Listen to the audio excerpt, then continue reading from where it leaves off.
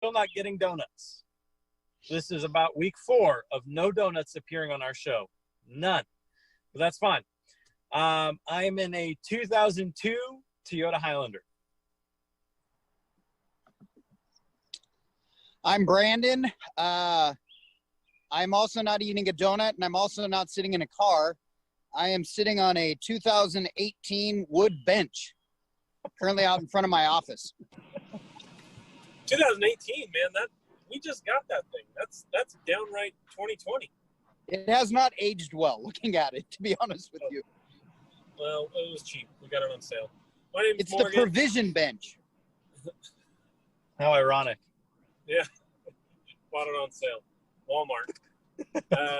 My name's Morgan. I am driving a 2006 Mazda CX-9 with a portable DVD player that we've never used because we don't know how to use it. Pretty luxurious. Well, it looks nice sitting there, Morgan. Thanks. By the way, I'm Tyrone, and I, too, like Brandon, am not in a car right now, and I'm sitting in a really weird orange chair that is quite comfortable. I'm going to guess it's a year.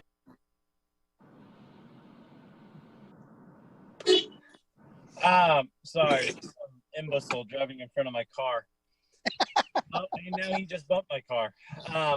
Sorry for me too. Someone just called me as I was talking, and I like totally cut everybody out.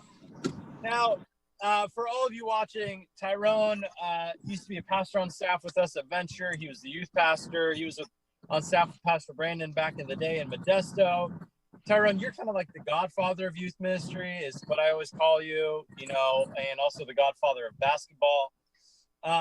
Man, would you mind maybe kicking us off? What is a funny moment you remember working here at Venture? Adventure, man, good times, and it's good to see you guys. So, man, we had so many fun times. I think so many. Where do I go?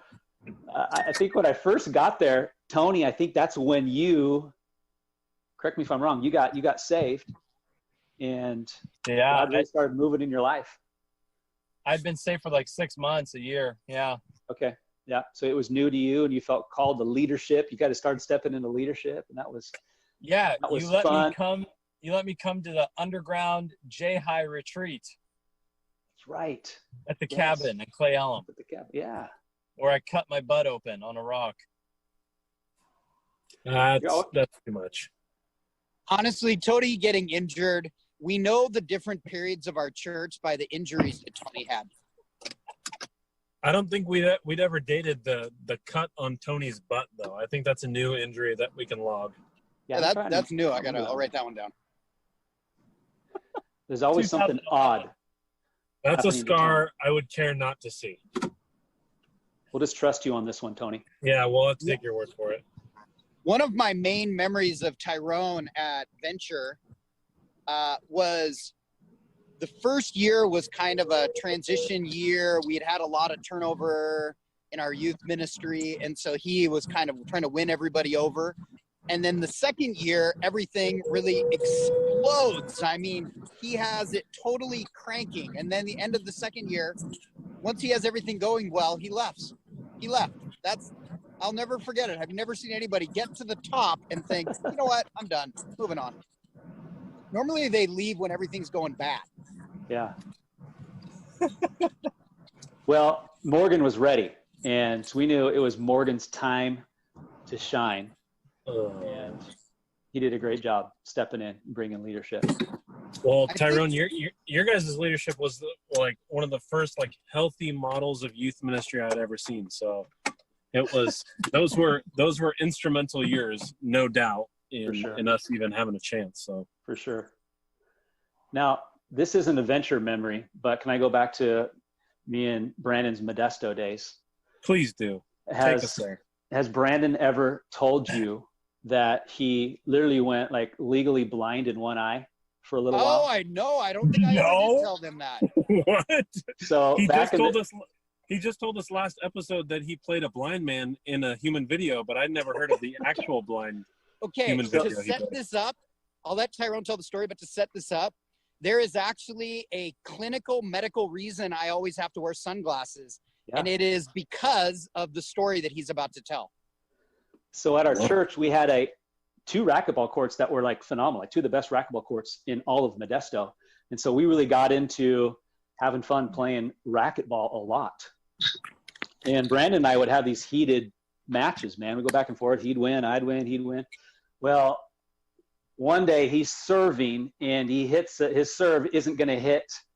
I don't even remember all the rules. It's been so long since I played racquetball, but it wasn't going to land in the right place. And I decided I'm just going to play it anyway. Well, he assumes I'm not going to play it. So he turns around and looks at me, and I hit that ball as hard as I could, and it went straight into his eyeball. And if ever there was a moment that I was ever going to hear Brandon cuss, that was the moment. Did you do it? And I'm a witness there that even in that moment, I mean, he screamed, he yelled, he grabbed his eyeball, he jumped up and down. He never cussed once. Wow. But he was in pain, and I felt horrible. I'm like, I'm just standing there just like, uh-oh. And it did not look good. It was not pretty. And then the guy that ran the racquetball court was like, why are you guys being so stupid? You're supposed to wear eye gear. Didn't you know like the number one injury in racquetball is blindness? And so we're like, oh, well, I guess that makes sense. Yeah, that was good to know after we'd been playing for 2 years. Yeah. Now, what happened is now my left eye doesn't constrict because of that's the injury damage to it. Yeah. So if there's sun out, my eye doesn't constrict, like my pupil doesn't get smaller. It stays big. It's really trippy, but it makes it so that if I don't wear sunglasses when the sun's out, my eye waters. It's all because of Tyrone. Can I share my favorite Modesto Tyrone story? All right. Let's hear it. Here we go. I love sharing this story. It is literally the most embarrassing moment for any youth pastor in the history of youth ministry. So our church was like a mega church. We were on TV, and there would be the rare moment where Pastor Berto would allow one of us on the platform because we would be on TV. And I think Tyrone was new to the church. Am I right? Were you new during this? Yeah, if this is what I'm thinking you're talking about, yeah, this was like in my first couple of weeks. Maybe might have been my first Sunday. So remember, we're the youth guys. We're supposed to be the super cool dudes on staff. And Tyrone goes up on the platform. Pastor Berto introduces him. And we are all like, oh my goodness. And Tyrone acts like nothing's happened, walks off the stage. Remember, this is on TV. And Tyrone had forgot to zip his fly. And he literally flashed God in the world on TV. God in the world.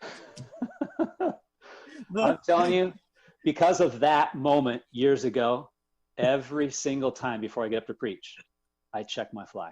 You told us that all the time.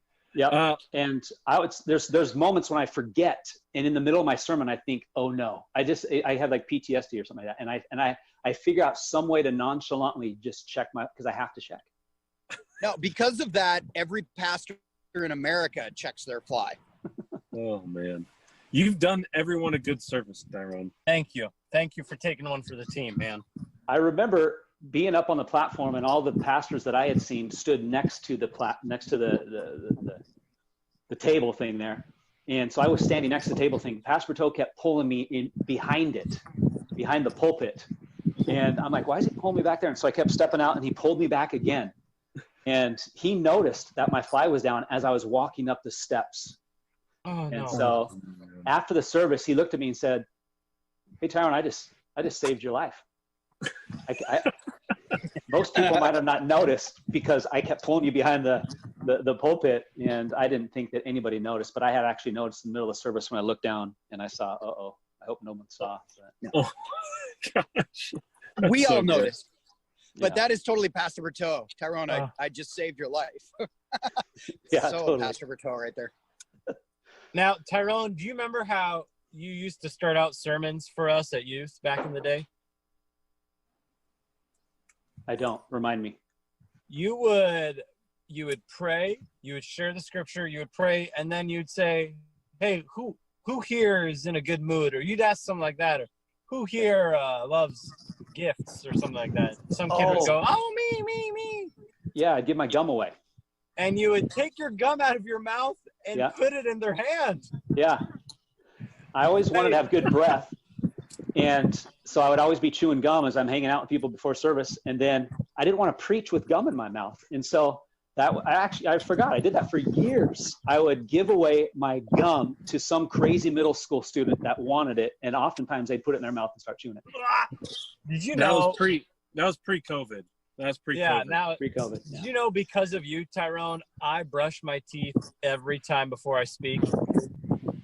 It's a great youth pastor ritual.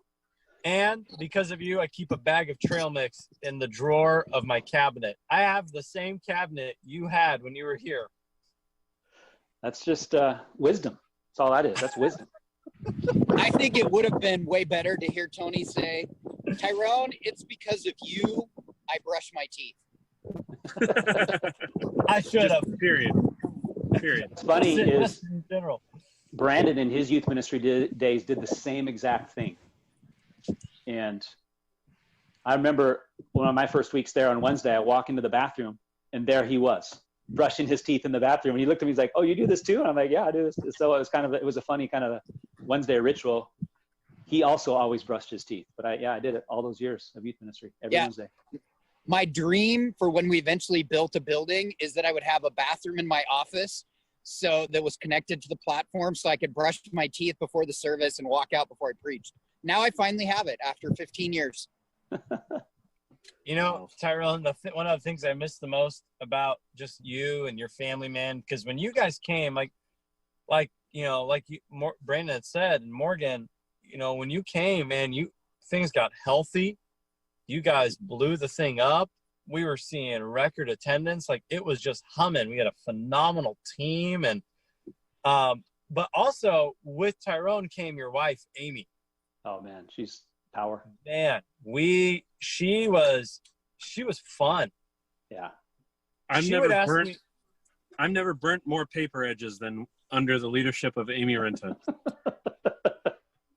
I have never tied more yarn around rocks than under my leadership of Amy Rinta. You showed me what Michael's was. I'd never been inside of Michael's before I met Amy. Amy Rinta might own Hobby Lobby. I'm not sure. I am proud to say that I have known Amy since she was 15. Yeah, it's true. Wow. How did you meet her? Amy, I think a friend invited her to a youth service. I remember when she came, she was this little cute blonde girl wearing some boy's Letterman's jacket at the service. And then Amy eventually gets saved. Her family starts coming to the church. And Amy just became, honestly, one of my all-time favorite youth kids ever. When I ended up moving from Everett to Modesto, Amy moved with us. She was one of the group that moved there with us.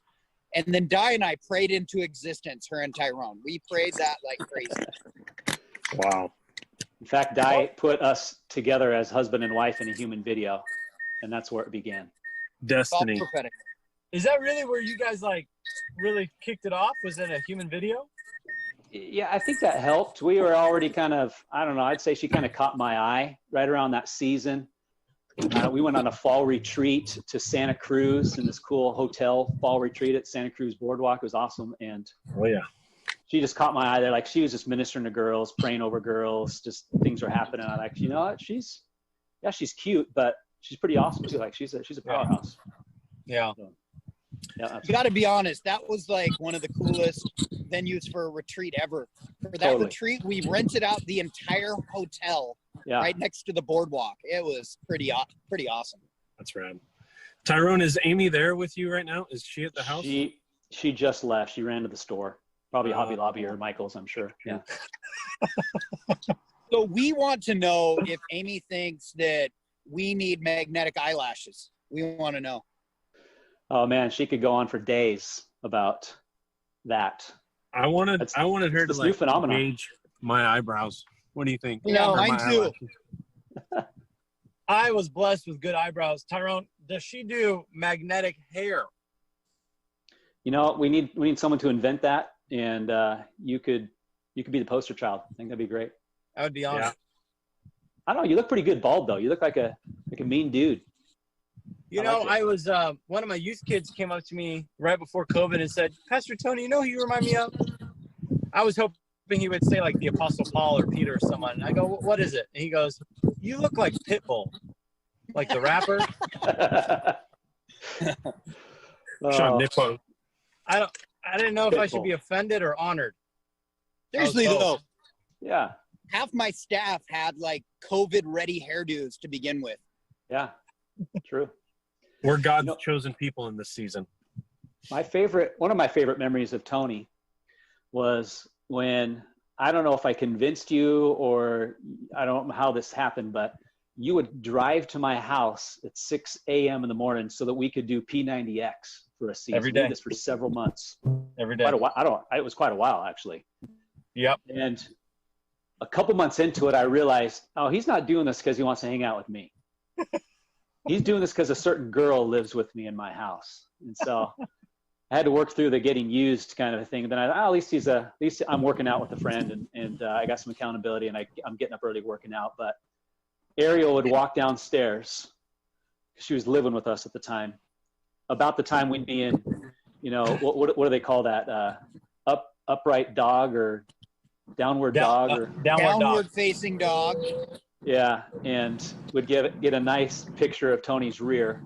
But you know what, Tyrone? She never acknowledged me in those 6 months I worked out of your house. Never even said hi to me. She just wanted because she you showed to know. up when you were doing downward facing dog. No one wants to see that. I thought I would try everything in my power to not acknowledge you at that moment.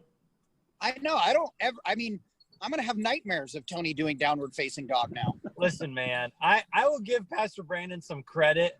The one time you asked me to do hot yoga with you, I thought, I'm going to be honest, my goal was to go in there and show you up and show you I'm the young guy and I'm going to outdo you in this yoga. And I've never done this before. And I think about 10 minutes into it, I started laying on the mat because I couldn't breathe anymore.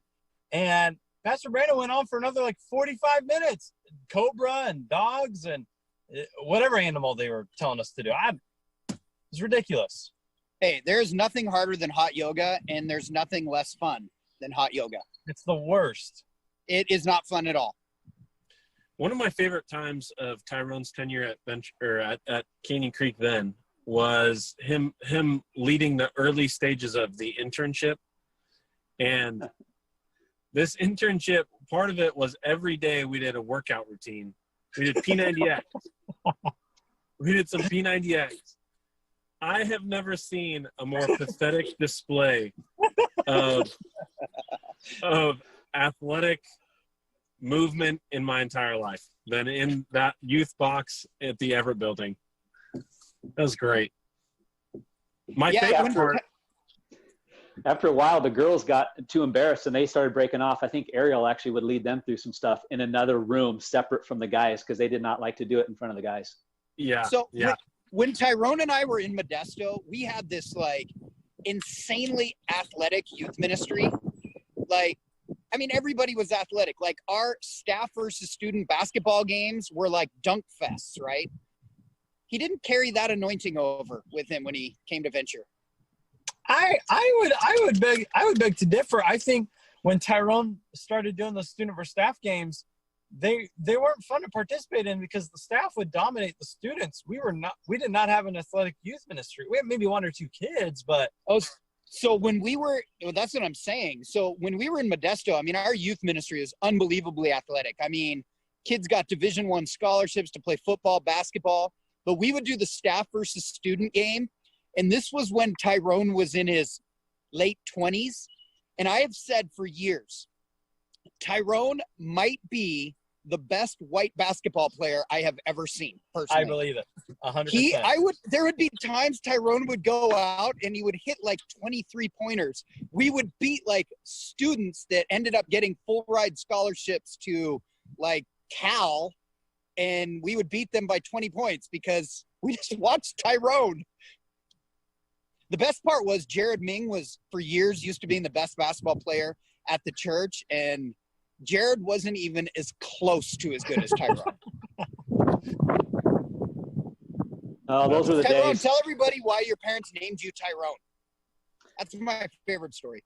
You know, ironically, I grew up in Chehalis, Washington, which, if you've been there, is small town, cowtown America.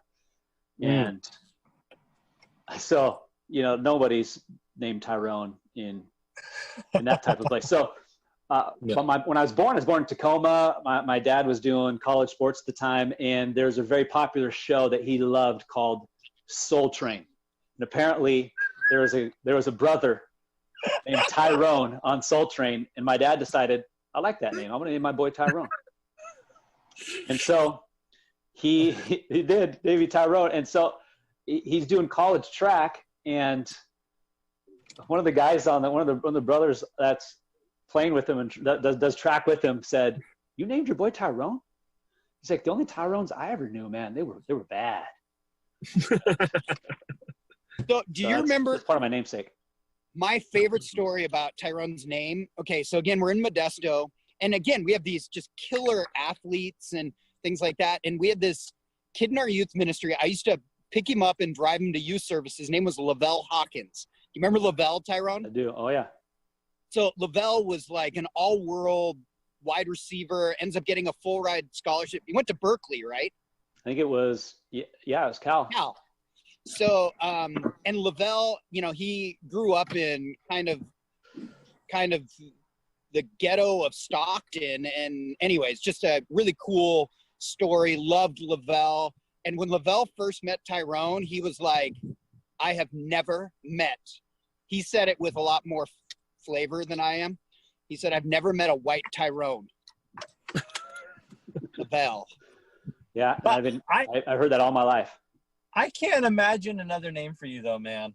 Like you are Tyrone to the core. You introduced me to, because when I had gotten saved, I was still listening to like secular rap because I didn't know Christian rap existed. Yeah. And you had introduced me into some Christian rap from the 90s. I thought, man, this stuff slaps. This is like good music. And in basketball, you taught me how to play. I don't think I learned much, not because it's your fault, but I'm telling you, Tyrone was one of the best. I don't know how he was by the time he was in Modesto or by the time he was in Everett, but he was one of the best basketball players I had ever seen. Tyrone would still ball out. We used to play at the Gold Creek Open Gym. We had the little basketball league there, and Tyrone would come ball out, man. Yeah, I remember Tony coming and joining us for those games. Yeah. Were you there? Were you there for the game? We talked about that a couple episodes ago. I don't. Tell him. I want to know. The game. The epic rebound that Tony made. No, I missed that one. I wasn't there. I remember being there, and it was a close game, and Tony was out there, and I'm like, we just got to get Tony off the court right now. We got to make sure we got some some dollars. Yeah, Listen, guys. This was before you got good. I equate my style of play like Dennis Rodman. I'm not here to score. I'm just here to get the ball and give it to you. I don't remember the game though. What happened in the game? I want to. He dislocated his shoulder getting a rebound. Yeah. Yeah, I missed that one. Yeah, Dennis Rodman dislocated his shoulder getting a rebound. Oh, I'm sure he did. Oh, 100%.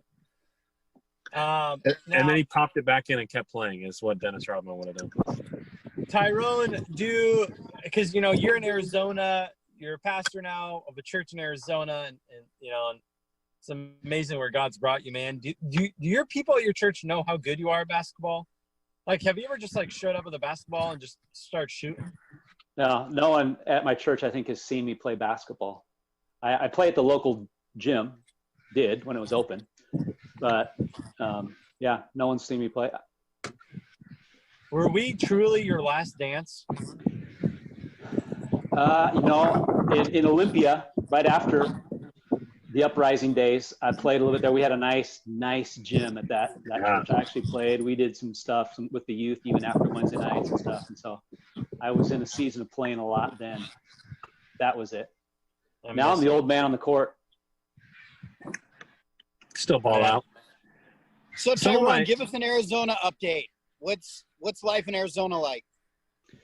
Man, you know how I love this season in Arizona because you know how when you go on vacation to a sunny climate, and your swimsuit and your towel is always out because like you go swimming and you hang it up in the bathroom and it's dry and then you just grab it the next day and you do it.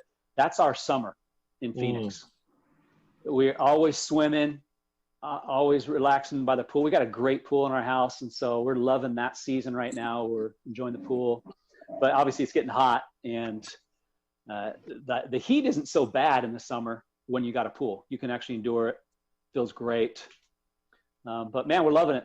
I actually had no idea how cool the state of Arizona was, how many things there was to do and explore. Honestly, I love living in Phoenix. I never thought I'd enjoy the desert. I never thought I'd find beauty in the desert. I love coming back to Washington and seeing the green. It feels weird now, but man, this feels home. So loving Arizona. It's a fun place to live. It's awesome. Did you feel that way about Modesto? You know, I came from Walla Walla to Modesto. So to me, I would already kind of lived out in the middle of nowhere, and Modesto was an upgrade from Walla. I like there's a little bit more culture in Walla Walla, like arts culture, but Modesto was just more population, more. So I actually enjoyed Modesto, and it was an hour and a half from San Francisco, hour and a half from Sacramento, 2 hours from Yosemite. So I actually enjoyed Modesto personally.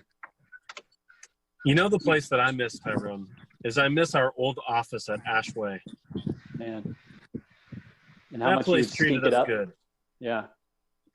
You know, Tyrone was legend for having literally the worst snacks I've ever seen accumulated in one office in my entire life. On a regular basis, Tyrone would pull out rice cakes, fruit leathers, and trail mix. Those are great snacks. Every day. But no, it's not just that was his snacks. That was like all he ate. I never saw him eat anything other than fruit leathers, rice cakes, and trail mix. It's all about that energy management. Did you ever go to lunch with Tyrone? Energy management. Did you guys ever go to lunch with Tyrone? Oh, Tyrone was notorious for, hey, buddy, let me take you out to lunch. Oh, yeah, awesome. Where are we going?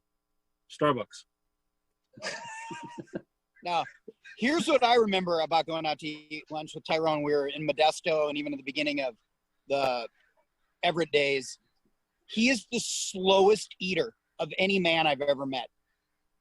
Like, I have never seen, like, my wife eats slow, but, like, she is Speedy Gonzalez compared to Tyrone. Do you guys ever notice how slow he eats? You still eat slow? I like to enjoy my food. Take time. But Brandon, you saying someone eats slow is like, you almost can't take it serious because you literally like you're the fastest food. eater. Yeah, it's relative in compared to how he eats. Yeah. Right? Tyrone takes a fork for each grain of rice. Oh my God. Come on, man. Might be a little bit of exaggeration. Yeah, you know, Tyrone, like we said, like when you were here, man, we loved our time. I think the fun thing that you and Pastor Brandon have done is that, I mean, what you guys did in Modesto was awesome, and then what you guys started here, and then what you continued, like your legacy is still living on. It went through Morgan, now it's moved on, you know, to more and more leaders. So thanks for building something that's lasted, man. We love you for that. Yeah, for sure. Man, I love you guys. I'm cheering Venture Church and Venture Youth on from afar, and stay updated here and there. And I loved watching your little video clip last week, Tony. You were preaching fire. You were going for it. Oh, that was great. But, you know, Brandon knows my wife from, you know, her early young days. I know your wife. I can remember Ariel as a middle schooler. yeah, you're the reason why. I mean, you're pretty much why I'm married, man. If you had never moved up here and Ariel had never followed you, I would have never married her. Yeah, you missed out. Hey, you know, I'd like to take some credit for that too, because if she had never made it to that summer camp she was trying to come to, if I had never met her at Burger King and then showed her how to drive the car to the camp, she would have never made it. You would have never met her. Nothing would ever happen. So I feel like I deserve a little bit of credit for that. True. We'll give you some. Okay. Well, Tyrone, thanks for being on the show, man. We really appreciate you. Hope and keep praying that you do great things in Arizona. It's just fun seeing you lead pastor and just run it. And we're cheering you on, man. Thanks, man. We're having fun down here, and about 5 years into it, still figuring things out. And basically our philosophy of ministry is we're just doing youth ministry for big people. Oh, that's so funny. I know we know how to do youth ministry. And so we're doing youth ministry for big people. That's what we're doing. Have you burnt any paper lately? What's that? Have you burnt any paper edges lately? It's been a while. We maybe need to revisit that. And there's revival in it. We need to. I agree. And be sure to say hi to Amy for me and tell her Brandon misses her. I will, for sure. Thanks, man. We'll see you later, Tyrone. You guys are awesome. Love you, T-Bone.